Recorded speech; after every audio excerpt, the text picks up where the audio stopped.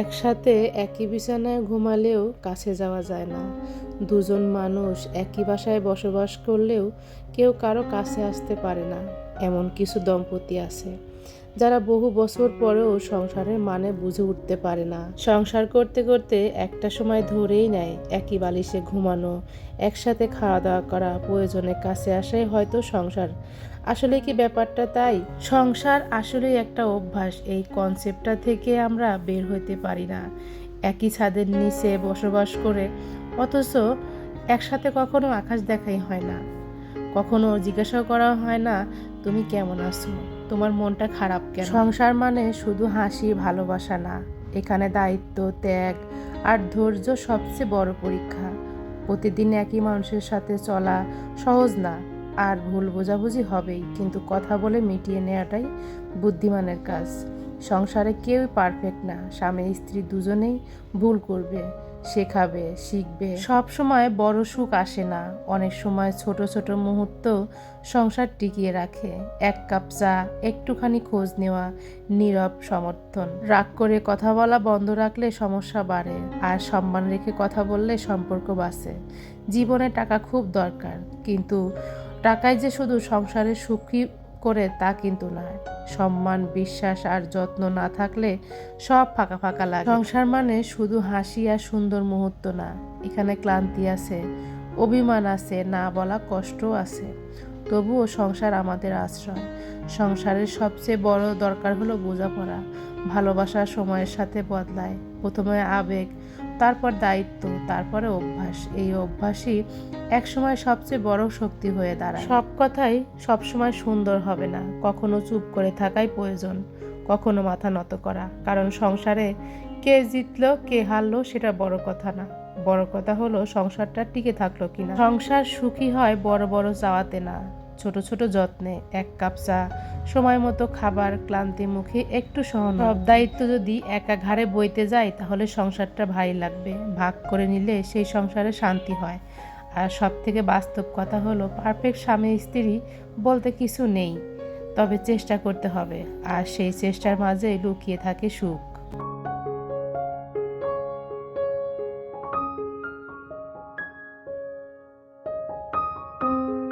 Hello everyone, আসসালামু আলাইকুম। আমি শারমিন চলে এলাম আপনাদের মাঝে নতুন দিনে আরেকটি ব্লগ ভিডিওর মধ্য দিয়ে। কাছে দূরে যে যেখান থেকে বসে আমার এই ভিডিওটি দেখবেন বা দেখছেন, সবাই ভালো এবং সুস্থ আছেন। আলহামদুলিল্লাহ, আমি আমার পরিবার নিয়ে বেশ ভালো আছি, সুস্থ আছি। এই তো আরেকটি ভিডিও নিয়ে চলে আসলাম আপনাদের সামনে। ভিডিওর প্রথমেই কিন্তু সংসার নিয়ে অনেক ভারী ভারী কথা বলে ফেলেছি।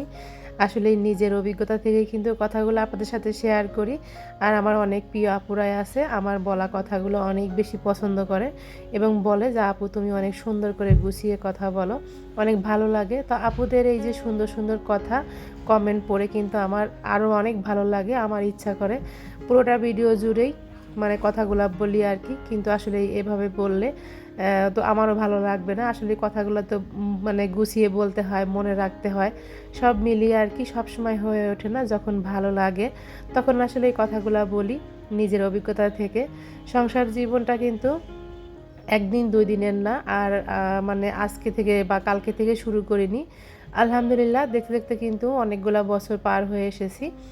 তো সেটা থেকে আর কি কিছু কথা আপনাদের সাথে সব সময় শেয়ার করি। আর এই তো কথা বলতে বলতে কিন্তু আমার ড্রয়িং রুম পুরোটাই আপনাদের সাথে গুছিয়ে নিলাম আর আপনাদের সাথে একটু শেয়ার করে দিলাম।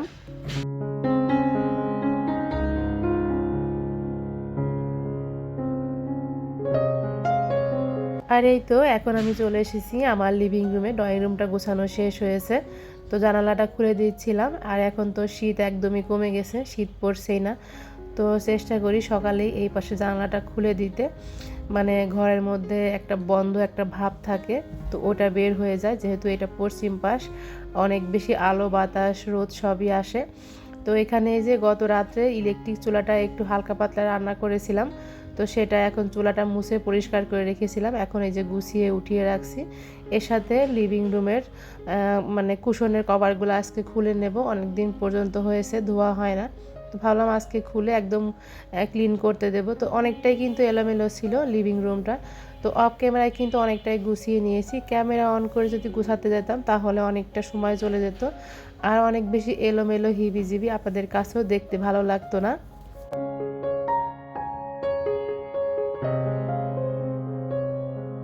একটা ঘর গোছানো মানে পরিষ্কার পরিপাটি রাখা না, এটা নিজের মনকেও গুছিয়ে নেওয়ার একটা উপায়। চারপাশে পরিষ্কার থাকলে দেখবেন মনটাও হালকা থাকে, কাজের আগ্রহ বাড়ে।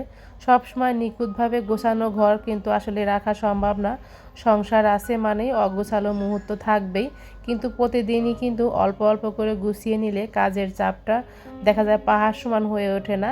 আস্তে আস্তে যদি করে নেওয়া যায় প্রতিদিনেরটা প্রতিদিন, কাজের প্রেশারও কমবে, আপনার কাছে মনে হবে যে একটু পাতলা লাগবে। আর আপনি যদি জমিয়ে রাখেন সব কাজ, তাহলে মনে হবে আপনার সামনে মস্ত বড় একটা পাহাড় আছে, সেই পাহাড়টা আপনাকে অতিক্রম করতে হবে। তো এরকম একটা বিষয় আর কি আমার কাছে মনে হয়। আপনারা কিন্তু সবসময় দেখেন আমার ঘরবাড়ি কিন্তু গোছানোই থাকে। হ্যাঁ, আমার ঘরবাড়ি সবসময় পরিপাটিই থাকে, কারণ এলোমেলো করার মতন কেউ নাই, বা ছোট বেবিও কিন্তু নাই। আলহামদুলিল্লাহ, বাচ্চারা কিন্তু এখন বড় হয়ে গেছে, ওরকম আর টেনশন করতে হয় না। মাঝে মাঝে একটু একটু এলোমেলো তো হবেই, নোংরা হবেই, স্বাভাবিক। এটা কিন্তু কোনো হোটেল রুম না যে সবসময় একদম টান টান পরিষ্কার পরিপাটি থাকবে, তা কিন্তু না। সবসময় আমি চেষ্টা করি আমার ঘরের মধ্যে অপ্রয়োজনীয় যে জিনিসগুলো থাকে সেগুলো আসলে একটু বাদ দিয়ে রাখার জন্য, মানে বাদ করার জন্য। মানে আমার ওইগুলো ভালো লাগে না, আমি সবসময় সিম্পল এবং পরিপাটি থাকতে বেশি পছন্দ করি। তো এই তো সব কিছু গুছিয়ে কিন্তু এখন চলে এসেছি ফ্রিজের উপরটা একটু ক্লিন করতে। আমার এই কালো রঙের ফ্রিজটা মানে যতবার হাত লাগে ময়লা পড়ে, ওটা কিন্তু দেখা যায়, মানে একদম ছোপ ছোপ দাগ পড়ে থাকে। তো এখন সব কিছু একটু গুছিয়ে নিচ্ছি। আর আজকে ভয়েস ওভারটা করার সময় অনেক বেশি সাউন্ড হচ্ছিল বাইরে, তো প্লিজ ওই বিষয়টা আপনারা একটু ইগনোর করবেন। মানে পাশের বিল্ডিংয়ে কনস্ট্রাকশনের কাজ হচ্ছিল, তো কিছু তো আর করার নাই, সব মিলিয়ে আর কি মানিয়ে গুছিয়ে নিতে হবে। তো চেষ্টা করি অনেক বেশি যখন আওয়াজ হয় বা চারপাশে সাউন্ড বেশি হয় ওই সময়টা ভয়েস ওভার না করার জন্য। যখনই ভয়েস ওভার করতে বসি তখনই দেখা যায় কোনো না কোনো সাউন্ড বা শব্দ হচ্ছেই। আর যেহেতু আমার বাসাটা একদম রাস্তার সাথে, তো সবসময় শুনবেন যে আমার ভিডিওতে গাড়ির সাউন্ড মানে এটা হবেই। এটা আসলেই আমি চাইলেও মানে বাদ দিতে পারবো না। যাই হোক, সব মিলিয়েই আর কি। তো এখানে দেখেন লিভিং রুমে যে গাছগুলো ছিল সবগুলোতে পানি স্প্রে করে দিয়েছি, মানে এত পরিমাণ ধুলাবালি ছিল কি বলবো। আর এই তো বারান্দার এই যে এই গাছটা আপনাদের সাথে শেয়ার করেছিলাম যখন লাগাই, তো এখন কিন্তু অনেক পাতা হয়েছে। আর এই মানি প্ল্যান্টটা কেমন জাতের আমি জানি না, অনেক বড় বড় কিন্তু পাতা হয়, আমার হাতের থেকেও বড় বড় পাতা আর কি এই গাছে হয়।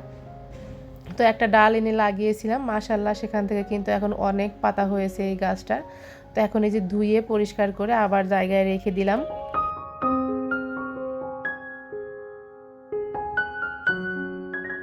আর এই যে দেখতে পাচ্ছেন এটা হলো হাজার গোলাপ বা হাজারি গোলাপ বলে, দুইটা গাছ নিয়েছিলাম দুই ভাবি মিলে 150 টাকা দিয়ে ভ্যান গাড়ি থেকে। মাঝে মাঝে কিন্তু আমি সস্তায় ভ্যান গাড়ি থেকে গাছ কিনে থাকি।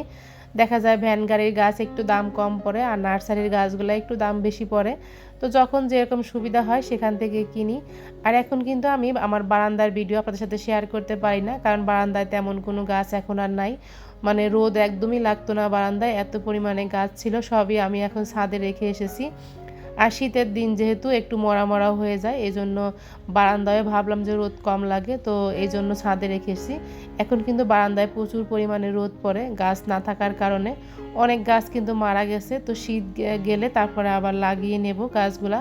তো সব কাজ গুছিয়ে ছেলেকে স্কুল থেকে এনে তারপরে হচ্ছে রান্না বসিয়ে দিয়েছি। আজকে খুবই সিম্পল রান্না বান্না করব। তো শুধুমাত্র এখানে মুরগিটা রান্না করে নেব। তো মুরগিটা বসিয়ে রেখে আমার গোসল নামাজ শেষ করতে হয়েছিল, ছেলের কোচিংয়ে অনেক বেশি যাওয়া দেরি হয়ে গিয়েছিল ওই দিন আর কি, কিছু করার ছিল না। তো সব কিছু মিলিয়ে কিন্তু মেনটেন করে আমাদের চলতে হয়। তো এখানে রান্নাটা বসিয়ে দিয়ে আমি কিন্তু রেডি হয়েছিলাম। তো এভাবে কিন্তু রান্নাটা আমার হয়ে গেছে। এরপরে আর কি বাচ্চাকে নিয়ে চলে গিয়েছিলাম। আর এখন হচ্ছে সন্ধ্যার পরে কিছু চিতই পিঠা বানিয়ে নেব। অনেকে আছে কিন্তু চিতই পিঠা ভর্তা দিয়ে খেতে বেশি পছন্দ করে, তবে আমার ডিস্ট্রিক্টে আমি দেখেছি আমাদের বাড়িতে সবসময় চিতই পিঠার সাথে মুরগির মাংস, গরুর মাংস, কচুর শাক, তো এই টাইপের খাবার খাওয়া হয়। অনেকে কিন্তু কচুর শাক দিয়ে মানে চিতই পিঠা অনেক বেশি পছন্দ করেন আমাদের ডিস্ট্রিক্টের আর কি। তো তো যাই হোক আর কি, আমি আজকে এই যে চিতই পিঠা বানিয়ে নিচ্ছিলাম। আর এই গুঁড়াটা কিন্তু আমি ব্লেন্ডারে গুঁড়া করেছিলাম। তো সেটা দিয়ে আজকে পিঠাটা বানিয়ে নিচ্ছি। কাঁচা গুঁড়া আর কি ডিপ ফ্রিজে রাখা ছিল, তো সকালেই বের করে রেখেছিলাম ঠান্ডা ভাবটা চলে যাওয়ার জন্য, তাহলে পিঠাটা ভালো হবে আর কি। তো আমরা কিন্তু সবসময় চিতই পিঠা মুরগির মাংস বা গরুর মাংস দিয়ে খেয়ে থাকি। তো বাসায় কিন্তু সেম। তো দেখা যায় যে অনেক দিন পর্যন্ত বানানো হয় না, তো আজকে বানিয়ে নিচ্ছিলাম চিতই পিঠাগুলো। আর চিতই পিঠার রেসিপি কিন্তু আমরা সবাই পারি কম বেশি, তো এই জন্য আমি আর কোনো কিছু শেয়ার করছি না। তো প্রথমে কিন্তু পিঠাগুলো আমি লোহার কড়াইতে দিয়েছিলাম, সেখানে ভালো হচ্ছিল না। পরে এই যে লোহার ছাঁচে করে আর কি পিঠাগুলো বানিয়ে নিচ্ছিলাম। আর এইগুলার মধ্যে কিন্তু আমি কোনো কিছুই ব্যবহার করিনি, শুধু গরম পানি আর লবণ। তো যেভাবে দেখেছি আমার মা আমার শাশুড়ি আর কি পিঠাগুলো তৈরি করে, আমি ওভাবেই তৈরি করেছি। অনেকেই ভাত দিয়ে আর কি ব্লেন্ডারে ব্লেন্ড করে নেয়, আমি কোনো কিছুই করিনি। তো এই তো পিঠাগুলো কিন্তু তৈরি করা হয়ে গেছে, আর ভিডিওর একদম শেষ পর্যায়ে চলে এসেছি। যারা লাইক দেননি প্লিজ তারা লাইক দিয়ে পুরো ভিডিওটি কন্টিনিউ করবেন। আমার এই ভিডিওর মধ্যে যদি কোনো কথা বা কাজ একটু হলেও আপনাদের কাছে ভালো লেগে যায়, প্লিজ আমার চ্যানেলটা সাবস্ক্রাইব করবেন। আর যারা সাবস্ক্রাইব করে এই পর্যন্ত নিয়ে এসেছেন আমার এই চ্যানেলটি, তাদেরকে অসংখ্য অসংখ্য ধন্যবাদ জানাই। আজকে বিদায় নিচ্ছি, আল্লাহ হাফেজ।